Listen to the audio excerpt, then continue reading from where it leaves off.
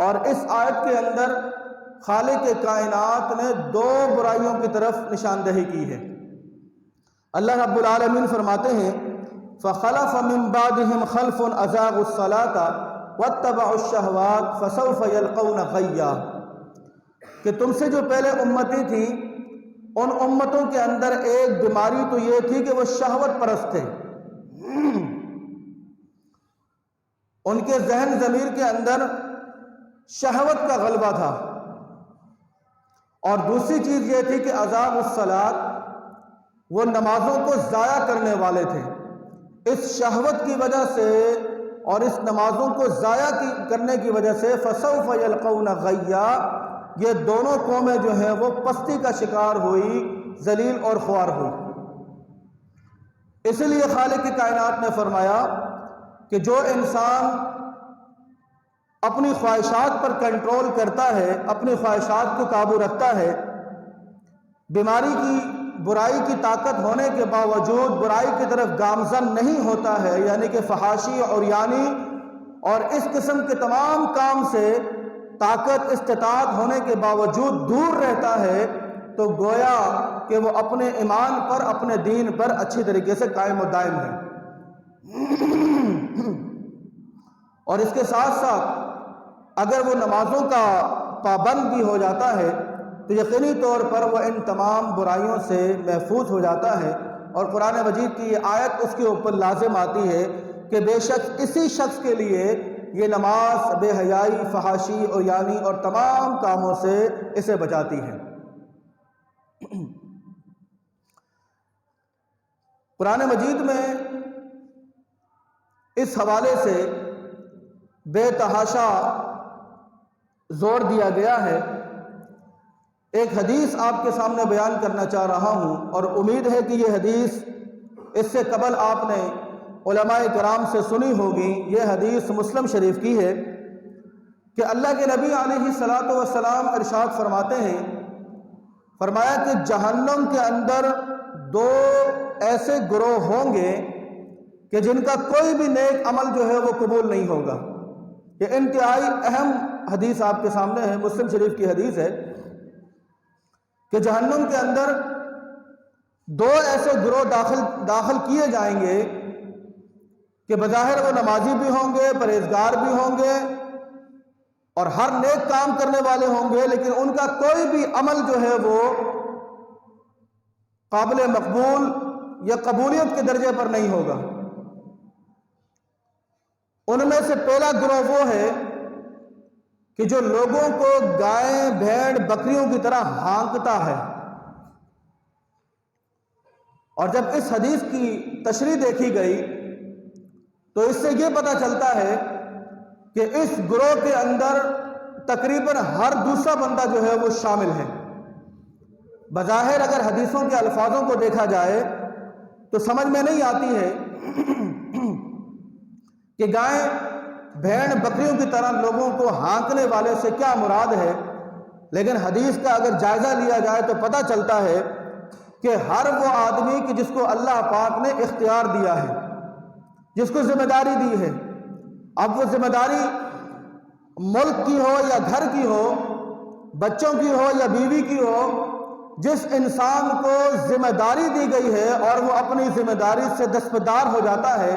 اپنی ذمہ داری کو پورا نہیں کرتا ہے بلکہ زور جبر کا مظاہرہ کرتا ہے، تو یقینی طور پر ایسا حاکم، ایسا حکمران، ایسا بادشاہ جنت کی خوشبو کو نہیں سونگھ سکے گا۔ پہلی تشریح تو یہ ہے،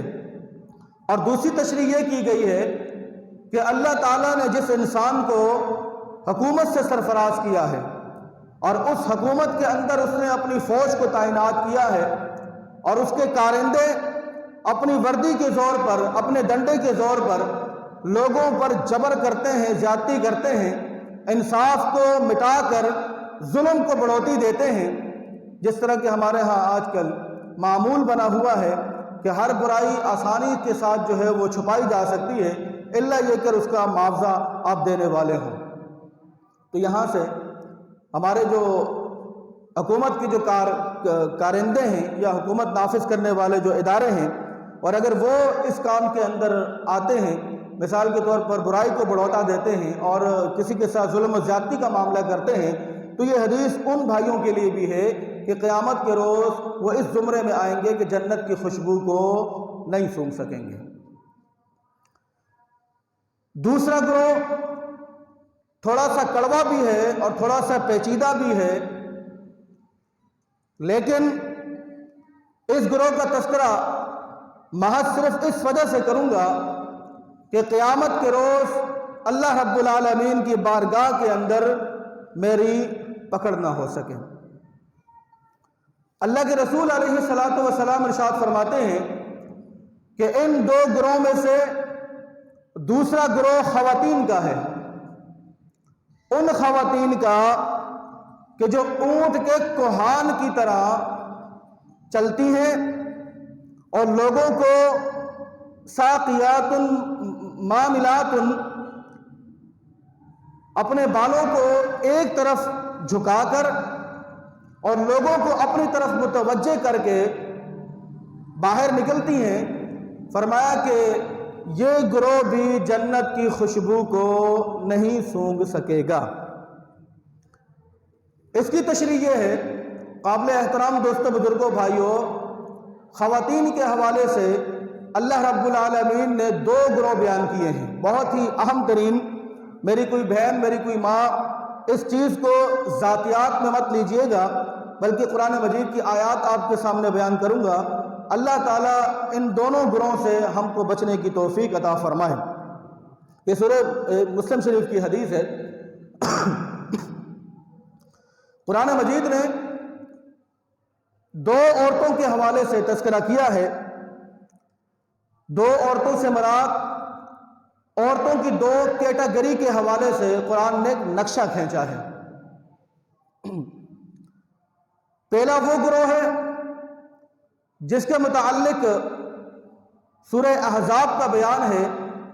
وَقَرْنَ فِي بُيُوتِكُنَّ وَلَا تَبَرَّجْنَ تَبَرُّجَ الْجَاهِلِيَّةِ الْأُولَى وَأَقِمْنَ الصَّلَاةَ وَآتِينَ الزَّكَاةَ وَأَطِعْنَ اللَّهَ وَرَسُولَهُ۔ خواتین کا وہ گروہ کہ جو اپنے آپ کو اپنے گھروں کے اندر محفوظ کر لیتے ہیں اور اگر گھروں سے باہر نکلتی ہیں تو باحجاب طریقے سے الا ما ظہر منہا، اپنی زینت کو، اپنے لباس کو، اپنی خوبصورتی کو چھپا کر کسی محرم رشتے کے ساتھ رخت سفر باندھتی ہیں۔ وَأَقِمْنَ الصَّلَاةَ، اور اپنے گھروں کے اندر نمازوں کو قائم کرتی ہیں۔ وَآتِينَ الزَّكَاةَ، اور زکوٰۃ کی ادائیگی کرتی ہیں۔ وَأَطِعْنَ اللَّهَ وَرَسُولَهُ، اور اپنی زندگی کو اللہ اور اس کے رسول صلی اللہ علیہ وسلم کے مطابق گزارتی ہیں۔ یہ پہلا گروہ ہے کہ جس کے متعلق قرآن نے کہا، اور یہ خواتین کی وہ جماعت ہے کہ جو سب سے بہترین اور سب سے اچھی جماعت ہے۔ میاں بیوی کے حوالے سے قرآن کہتا ہے کہ ہن لباس لکم وانتم لباس لہن، کہ شوہر بیوی کے لیے اور بیوی اپنے شوہر کے لیے لباس کی مانند ہے۔ اور یہاں پر لفظ لباس کا بھی استعمال کیا ہے۔ اور آپ جانتے ہیں کہ لباس جسم کے انتہائی قریب ہوتا ہے، بلکہ جسم کے ساتھ لباس مس ہوا کرتا ہے۔ یعنی کہا یہ جا رہا ہے کہ شوہر بیوی کے لیے اور بیوی اپنے شوہر کے لیے لباس کی مانند ہے۔ ان دونوں کے درمیان کسی بھی چیز کا کوئی پردہ نہیں ہے، کوئی شرم و حیا نہیں ہے۔ یہ جب جی چاہیں، جیسے جی چاہیں، ایک دوسرے کے لیے اوڑھنا اور بچھونا بن سکتے ہیں۔ وہ خواتین کہ جو اپنے شوہر کو اگنور کرتی ہیں، اپنے شوہر کو اہمیت نہیں دیتی ہیں، یا اپنے شوہر کی کسی بھی لحاظ سے نافرمانیاں کرتی ہیں، اور جب وہ عورتیں اپنے گھروں سے باہر نکلتی ہیں تو خوب بن سور کے تیار ہو کر، خوشبو لگا کر باہر نکلتی ہیں اور ایسا لباس زیب تن کرتی ہیں کہ جن کے متعلق رسول اکرم صلی اللہ علیہ وسلم نے ارشاد فرمایا کہ یہ لباس پہننے کے باوجود برہنہ ہے، لباس استعمال پہننے کے باوجود ان کا جسم نظر آ رہا ہے، تو ایسی عورت کے بارے میں رسول اکرم صلی اللہ علیہ وسلم نے فرمایا کہ ایسی عورت جنت کی خوشبو نہیں سونگھ سکتی ہے۔ اور اس حدیث کے اندر چند کلمات ایسے بیان کیے گئے ہیں جو اسپیشلی خواتین کے لیے انتہائی سننے کے ساتھ تعلق رکھتے ہیں۔ ہمارے ہاں اکثر و بیشتر ہماری خواتین جب کسی محفل میں یا کسی مجلس میں یا پھر کسی اور کام سے باہر نکلتی ہیں تو ان کی کوشش یہ ہوتی ہے کہ وہ پرفیوم کا استعمال کریں یا خوشبو کا استعمال کریں۔ میری وہ بہنیں کہ جو اپنے گھروں سے باہر خوشبو لگا کر نکلتی ہیں وہ یہ حدیث سن لیں، اللہ کے نبی علیہ الصلاۃ والسلام نے فرمایا کہ ہر وہ عورت کہ جو اپنے گھر سے خوشبو لگا کر باہر نکلے اور لوگ اس کی خوشبو کی وجہ سے اس کی طرف متوجہ ہو جائیں تو ایسی عورت کے اوپر اللہ اور اس کے رسول صلی اللہ علیہ وسلم کی طرف سے لعنت کی گئی ہے۔ یہ ایک خامی، اور دوسری خامی یہ ہے حدیث کے اندر اونٹ کے کوہان کا تذکرہ کیا گیا ہے۔ کبھی آپ نے اونٹ دیکھا ہوگا، اونٹ کا کوہان درمیان میں سے اٹھا ہوا ہوتا ہے۔ کچھ خواتین اپنے بالوں کو، سارے بالوں کو سمیٹ کر اپنے سر کے پچھلے حصے پہ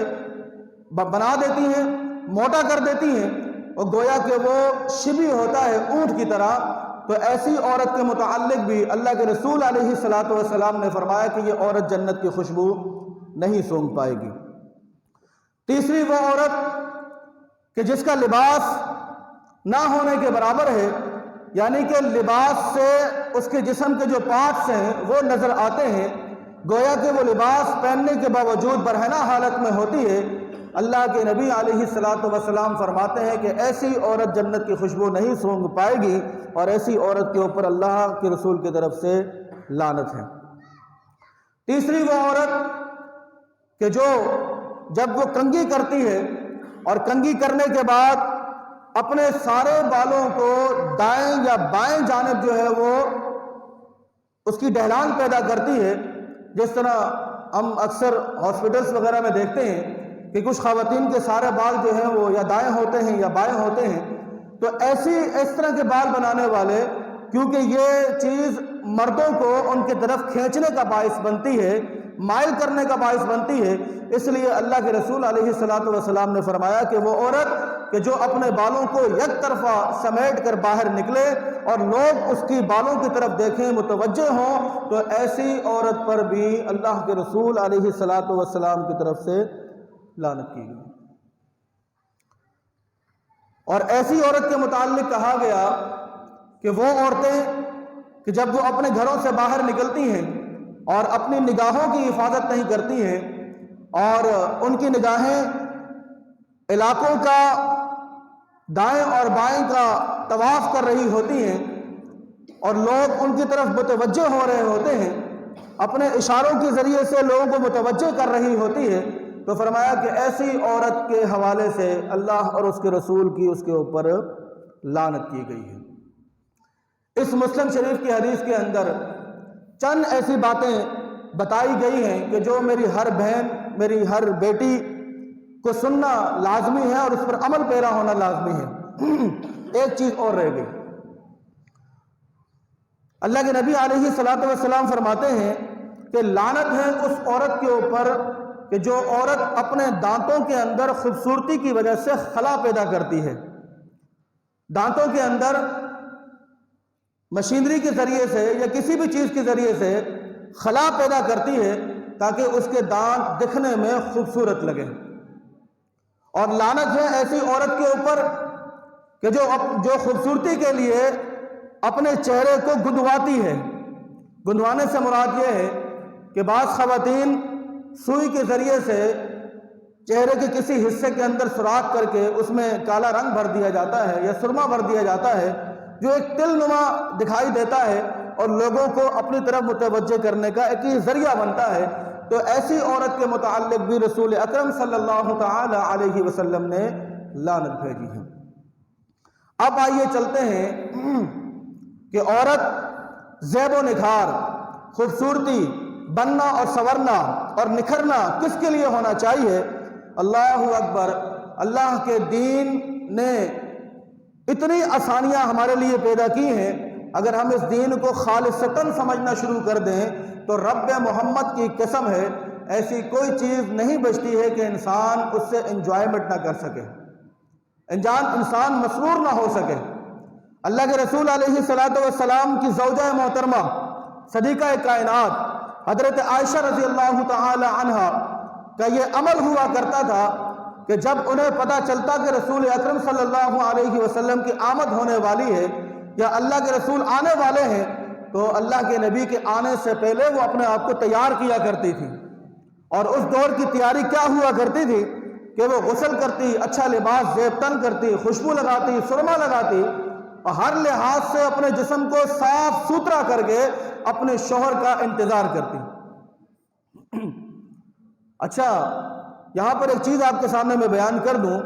ہمارے ہاں ذرا معاملہ برعکس ہے۔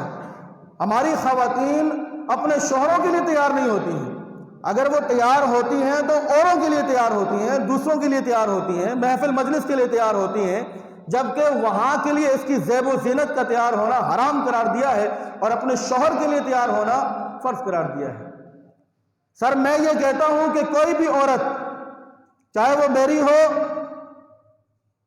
یا وہ آپ کی ہو، کوئی بھی عورت مغرب کے بعد یا جب اس کو علم ہو کہ اس کا شوہر گھر میں آنے والا ہے اور وہ اپنے آپ کو تیار نہ کرے، زیب و زینت اختیار نہ کرے، خوبصورتی اختیار نہ کرے، اپنے جسم کو، اپنے لباس کو تیار نہ کرے، خوشبو نہ لگائے، تو پھر اس عورت کو یہ حق بھی نہیں ہے کہ وہ شوہر سے پوچھے کہ تم رات 10 بجے آتے ہو یا 8 بجے آتے ہو۔ جب یہ شوہر پورا دن بھر تھکا ہارا ہوا کام سے جب گھر واپسی آتا ہے اور جب گھر آ کر یہ اپنے جسم کی، اپنی بیوی کے جسم کی بدبو کو سونگھتا ہے تو یقین کریں کہ اس کا دل جو ہے وہ بالکل چور چور ہو جاتا ہے۔ اور یہ نسخہ قرآن مجید نے بیان کیا ہے۔ اگر میری بہنیں اور میری بیٹیاں یہ چاہتی ہیں کہ ان کے شوہر ان کے ساتھ ہی رہیں، ان پہ توجہ دیں، تو اللہ کے لیے حضرت عائشہ رضی اللہ تعالی عنہا کی اس سیرت کو اپنائیں کہ حضرت عائشہ رضی اللہ تعالی عنہا جب اللہ کے نبی علیہ السلام گھر میں آنے والے ہوتے تو وہ ہر لحاظ سے اپنے آپ کو تیار کرتی، مینٹین کرتی۔ جب گھر کا ماحول اس ٹائپ کا ہوگا، ہر بیوی اپنے شوہر کے لیے بننا شروع کر دے گی، سنورنا شروع کر دے گی، خوبصورتی اختیار کرے گی، اپنی ہر چیز کا خیال رکھے گی، تو بھائی سوال ہی پیدا نہیں ہوتا ہے کہ اس کا شوہر کسی اور جگہ جا کر اپنی نگاہوں کا غلط استعمال کرے یا پھر کسی غلط کام کے اندر ملوث ہو۔ یہ سیرت ہے۔ قرآن مجید میں اللہ رب العالمین کے اس جملے کو ہم نے غور نہیں کیا، جس میں خالق کائنات فرماتے ہیں قُلْ لِلْمُؤْمِنِينَ يَغُضُّ مِنْ أَبْصَارِهِمْ وَيَحْفَظُوا فُرُوجَهُمْ، کہ ایمان والوں سے کہہ دو کہ وہ اپنی نگاہوں کو نیچا رکھیں، اپنی نظروں کی حفاظت کریں اور اپنی شرمگاہوں کی حفاظت کریں۔ انسان کی نگاہوں کی حفاظت کب ہوگی؟ کہ جب اس کے گھر کے اندر جو اس کی بیوی ہے، چاہے ایک ہو یا دو ہو، اور وہ بیویاں اپنے شوہر کے لیے بن سور کے رہتی ہوں، خوشبو لگا کے رکھتی ہوں، اچھا لباس زیبتن کرتی ہوں، تو ایٹومیٹک طور پر اس کے شوہر کی آنکھیں کبھی بھی کسی غیر محرم کی طرف نہیں جائیں۔ اور اس کے بعد یہ کہا گیا وَقُلْ لِلْمُؤْمِنَاتِ يَغْضُضْنَ مِنْ أَبْصَارِهِنَّ وَيَحْفَظْنَ فُرُوجَهُنَّ، جب اللہ نے تمہیں ایک عظیم شوہر سے نوازا ہے جو تمہاری ہر ضروریات کو، تمہاری ہر شوق کو، تمہاری ہر سائل کو، تمہاری ہر چیز کو پورا کرتا ہے، تمہاری ہر خواہش کو پورا کرتا ہے، تمہارے ہر شوق کو پورا کرتا ہے، اپنی تھکن مگن لگن کی قربانی دے کر، اپنے پیسے کی قربانی دے کر تمہارے حقوق کو پورا کرتا ہے، اس پہ ڈاکہ نہیں ڈالتا ہے، تو پھر بیوی کو بھی چاہیے کہ وہ ہر لحاظ سے اپنے شوہر کا خیال رکھے۔ اس کا شوہر کبھی اس سے مایوس نہ ہو، اس کا شوہر کبھی اس سے نا امید نہ ہو، اس کی زبان پر کبھی اپنے شوہر کے لیے انکار کا لفظ نہیں آنا چاہیے۔ کیوں؟ کیونکہ الرجال قوامون علی النساء، تمہارے رزق کی ذمہ داری اور تمہاری خواہشات کی ذمہ داری، تمہارے تمام تر نخرے کون اٹھاتا ہے؟ تمہارا شوہر اٹھاتا ہے۔ لیکن اگر اپنے شوہر کو ہی اس طرح اگنور کر دیا جائے، درگزر کر دیا جائے، رسول اکرم صلی اللہ علیہ وسلم کی حدیث مبارکہ میرے ذہن میں آئی، اللہ کے نبی علیہ السلام فرماتے ہیں، کیونکہ یہ دین کا مسئلہ ہے، شریعت کا مسئلہ ہے، اللہ نہ کرے کہ میں آپ کو یہاں پر منبر رسول سے سیکس کی تعلیم نہیں دے رہا، نہیں، بلکہ شریعت کا مسئلہ ہے، قرآن و حدیث کی بات ہے۔ اللہ کے رسول علیہ السلام نے فرمایا کہ لعن رسول اللہ صلی اللہ علیہ وسلم، اللہ نے اور اس کے رسول نے لعنت کی ہے ایسی عورت کے اوپر جب اس کا شوہر اسے بلائے کہ وہ اپنا شوق اس سے پورا کرے اور وہ عورت آنے میں انکار کا مظاہرہ کرے یا اس کی بات کو رد کر دے اور شوہر چپ کر کے خاموشی سے سو جائے، تو اللہ کے رسول نے فرمایا یہ میرا قول نہیں ہے، نہ کسی میرے باپ دادے کا قول ہے، اللہ کے رسول کا یہ قول ہے کہ صبح تک فرشتے اس عورت کے اوپر جو ہے وہ لعنتیں پیش کرتے رہتے ہیں۔ کیوں؟ کیونکہ اس نے نافرمانی کی ہے، کیوں؟ کیونکہ اس نے حد حرامی کی ہے، مال کھا کر اس کا حق ادا نہیں کیا ہے۔ تو اس لیے تمام بیویوں کو چاہیے کہ وہ جب بھی زیب و نکھار کا مظاہرہ کریں، زینت اختیار کریں، خوبصورتی اختیار کریں، تو وہ اس کے شوہر کے لیے ہونا چاہیے۔ اور کیا خوبصورت بات رسول اکرم صلی اللہ علیہ وسلم نے فرمائی کہ اگر اللہ کے علاوہ کسی اور کو سجدہ کرنا جائز ہوتا تو میں بیوی کو حکم دیتا کہ وہ اپنے شوہر کو سجدہ کرے۔ کیوں؟ کیونکہ قرآن کہتا ہے کہ ہن لباس لکم وانتم لباس لہن، دنیا کے اندر کوئی ایسا رشتہ اللہ نے نہیں بنایا کہ جس کے اندر شرم و حیا نہ ہو۔ آپ نوٹ کر لیں، بیٹی اکثر و بیشتر اپنی ماں سے بھی شرما جاتی ہے، بہنیں آپس میں باتیں کرتے ہوئے بھی شرما جاتی ہیں، لیکن بیوی اور شوہر کا ایک ایسا رشتہ اللہ نے بنایا کہ جس میں شرم و حیا کا کوئی مادہ ہی نہیں ہے۔ اور یہ رب کی طرف سے احسان ہے۔ احسان کیا ہے؟ ان تمام آیتوں کا تعلق شروع والی آیتوں کے ساتھ جو ہے وہ ٹچ کر رہا ہے۔ احسان کیا ہے؟ کہ اللہ نے مرد کے اندر اور عورت کے اندر ایک شہوت کا مادہ رکھا ہوا ہے، اور اس کا تعلق بھی گناہ کے ساتھ ہے، اور گناہ بھی کون سا؟ کبیرہ گناہ کے ساتھ ہے۔ نکاح کے ذریعے سے انسان کی آنکھیں جھک جایا کرتی ہیں اور اس کی شرمگاہوں کی حفاظت ہو جایا کرتی ہے، لیکن اگر نکاح کرنے کے بعد یہ عمل نہیں رکتا ہے، انسان کی آنکھوں پہ کنٹرول نہیں ہوتا ہے، شرمگاہوں پہ کنٹرول نہیں ہوتا ہے، تو اس کو جائزہ لینا چاہیے، ان دونوں کو، میاں اور بیوی کو جائزہ لینا چاہیے کہ آخر کمی کہاں پر رہ گئی۔ تو یہ دو وہ گروہ تھے کہ جس کے متعلق مسلم شریف کی یہ حدیث اللہ کے نبی علیہ السلام نے فرمائی۔ پہلا گروہ وہ ہے کہ جس کو اللہ پاک نے اختیار دیا ہو وہ اپنے اختیار کا غلط استعمال کرے، اپنے اختیار کا غلط استعمال کرے، چاہے وہ حاکم وقت ہو، چاہے وہ کوئی بھی لیڈر ہو، اگر وہ اپنے پاور کا غلط استعمال کرتا ہے تو بھائی جنت کی خوشبو نہیں سونگھ سکتا۔ اور دوسری وہ عورت ہے کہ جو ایسا لباس استعمال کرتی ہے کہ جس کو پہننے کے بعد اس کے جسم کے حصے کو لوگ دیکھتے ہیں، لوگ اس کی طرف مائل ہوتے ہیں، یا پھر خوشبو لگا کے نکلتی ہے تو لوگ اس کی طرف متوجہ ہوتے ہیں، تو ایسی عورت کتنی ہی عبادت گزار ہو، متقی ہو، پرہیزگار ہو، اللہ کے رسول علیہ السلام نے فرمایا کہ ایسی عورت جنت کی خوشبو نہیں سونگھ سکتی ہے۔ خلاصہ کلام یہ ہوا، قابل احترام دوستو، بزرگوں، بھائیوں، فخلف من بعدهم خلف اضاعوا الصلاة واتبعوا الشہوات فسوف یلقون غیا۔ ہم سے پہلے جو امتیں تباہ و برباد ہوئی، پستی کا شکار ہوئی، ان کی دو وجہ تھی۔ نمبر ایک، وہ شہوت کے پجاری تھے، اور شہوت انسان کو اب تو انسان کے ہاتھ میں لا کے رکھ دی ہے شہوت۔ پہلے شہوت کو بھی آتے آتے ٹائم لگا کرتا تھا، الا ماشاء اللہ کبھی کوئی ایسا واقعہ رونما ہوتا تھا، لیکن اب شہوت بالکل ہمارے ہاتھ میں ہے، موبائل فون کی صورت میں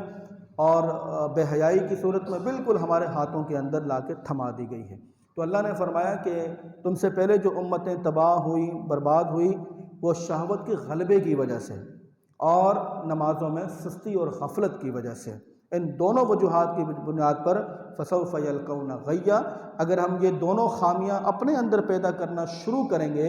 تو اس میں کوئی شک نہیں ہے کہ پچھلی قوموں کی طرح، امتوں کی طرح ہم بھی جو ہیں وہ تباہ و برباد ہوں گے۔ اللہ سے دعا ہے کہ اللہ پاک سب سے پہلے مجھے اور اس کے بعد تمام سامعین کرام کو عمل پیرا ہونے کی توفیق عطا فرمائے۔ وما علینا الا البلاغ المبین۔ السلام علیکم ورحمۃ اللہ وبرکاتہ۔